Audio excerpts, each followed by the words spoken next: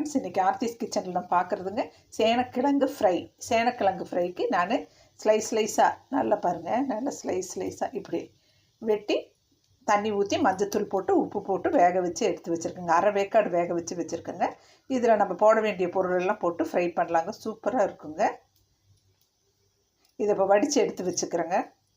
சேனக்கிழங்கு வடித்து எடுத்து வச்சதுலேங்க நம்ம வெறுமிளகாத்தூள் அரை ஸ்பூன் போட்டுக்கலாங்க. அவங்கவுங்களுக்கு தகுந்த மாதிரி காரம் போட்டுக்கோங்க.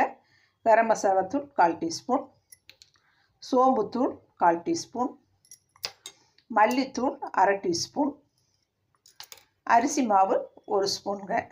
ரொம்ப நல்லா இருக்குங்க. சாம்பார் சாப்பாட்டுக்கு, ரச சாப்பாட்டுக்கு, எல்லா டிஷ்க்குமே இது மேட்சாக இருக்குங்க. லைட்டாக லெமன் புழிஞ்சிக்கலாங்க. இஞ்சி பூண்டு விழுது போடுறவங்க போட்டுக்கோங்க. நான் போடாமல் தான் பண்ணுறேங்க. இதை நல்லா பெரட்டி நம்ம கொஞ்சம் நேரம் ஊற வச்சிடலாங்க.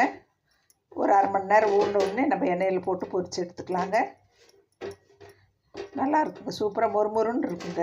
லைட்டாக தண்ணி தெளிச்சிட்டு பிசைஞ்சிக்கலாங்க. இப்போ நல்லா பெசரி வச்சுட்டேங்க. இதை ஃப்ரிட்ஜில் கொண்டு போய் வச்சுட்டு நம்ம ஒரு அரை மணி நேரம் கழித்து நம்ம பொரித்து எடுத்துக்கலாங்க. நல்லா லைட்டாக தண்ணி தெளிச்சோங்க போதுங்க. அரிசி மாவு, கார்ன்ஃப்ளவர் மாவு, சோம்புத்தூள், அப்புறம் கரம் மசாலா தூள், மிளகாத்தூள், மல்லித்தூள், ரெட் சில்லி பவுட்ரு கொஞ்சம் போட்டிருக்கேங்க.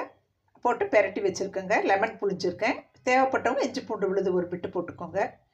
இப்போ வச்சுட்டு வந்துடலாங்க. ஃப்ரிட்ஜில் வச்சிடலாங்க. சேனக்கிழங்கு போட்டுக்கலாங்க. நல்லா ஊறிடுச்சு.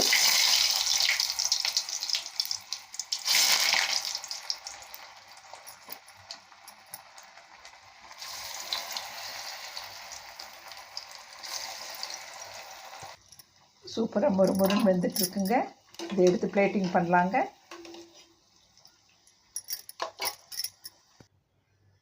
சூப்பராக ரெடி ஆகிடுச்சுங்க. இப்போ நான் டேஸ்ட் பண்ணுறேங்க.